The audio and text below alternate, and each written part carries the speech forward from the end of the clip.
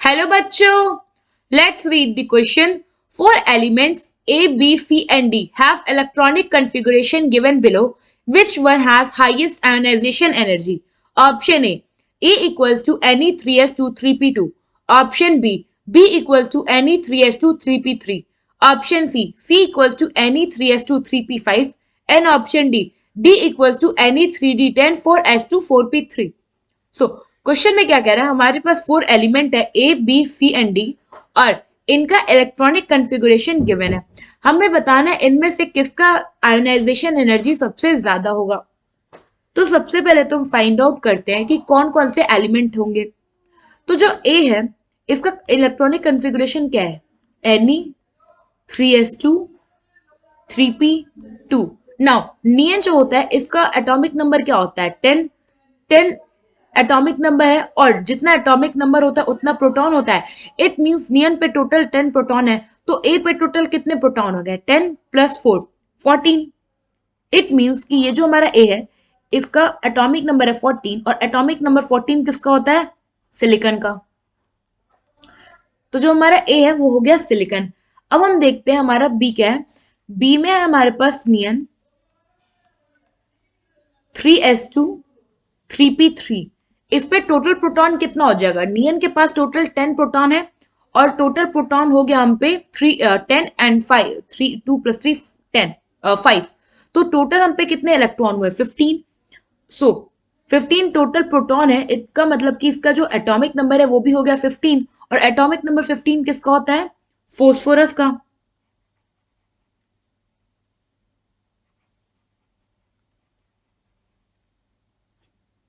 Now see हम पे क्या है, नियन 3s2 3p5। तो टोटल जो हमारा सी है उस पे कितने प्रोटॉन हुए, टोटल प्रोटॉन हो गए इस पे हमारे 17। इसका मतलब कि इसका एटॉमिक नंबर 17 है और एटॉमिक नंबर 17 किसका होता है, क्लोरीन का।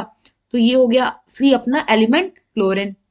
नाउ डी हमारे पास क्या है, नियन 3d10 4s2 4p3।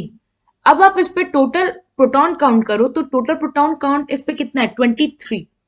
It means कि इसका जो एटॉमिक नंबर है 23 है और atomic number 23 sorry total electron count करो तो नियन पे हो गया 10 प्रोटॉन, 10 20 फिर 5 25।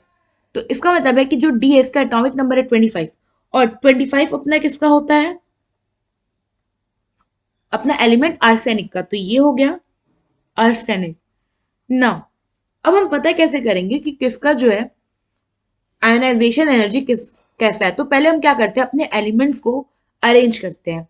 तो सबसे पहले आएगा अपना सिलिकॉन, सिलिकॉन के बाद आएगा फोस्फोरस, सिलिकॉन फोस्फोरस, फिर अपना आएगा क्लोरीन विच इज 17। फोस्फोरस के नीचे आएगा अपना arsenic Ar। Now silicon phosphorus chlorine है along the period, along period, और फोस्फोरस और आर्सेनिक है डाउन द ग्रुप।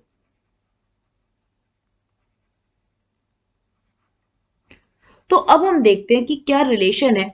तो एक चीज जो कॉमन रिलेशन होगी जो हमें हर जगह दिखेगी वो है size. So along the period क्या होता है, साइज डिक्रीज होता है। साइज डिक्रीज होगा तो जो जेड इफेक्टिव है which is effective nuclear charge वो क्या होगा, इंक्रीज करेगा और उसके साथ साथ जो आयनाइजेशन पोटेंशियल होगा वो भी इंक्रीज करेगा। Down the group size increase करता है, साइज इंक्रीज करेगा तो जो हमारा इफेक्टिव न्यूक्लियर चार्ज है वो डिक्रीज करेगा और आयनाइजेशन पोटेंशियल भी डिक्रीज करेगा। सो यहां से अगर आप देखो तो सिलिकॉन जो है ये फोस्फोरस से कम है और आर्सेनिक भी फोस्फोरस से कम है और जो फोस्फोरस है इसका जो आयनाइजेशन पोटेंशियल है वो क्लोरीन से कम है। तो सबसे ज्यादा हाईएस्ट आयनाइजेशन एनर्जी किसका हुआ, क्लोरीन का। सो यहाँ पे जो हमारा क्लोरीन है इसका सबसे ज्यादा हाईएस्ट आपका आयनाइजेशन पोटेंशियल है। तो chlorine possess highest value of ionization energy among them। और क्लोरीन हमारा कहाँ पे है? ऑप्शन सी में। सो यहाँ पे ऑप्शन सी जो होगा हमारा वो करेक्ट ऑप्शन होगा। आई होप आपको एक क्वेश्चन समझ में आया होगा। Thank you.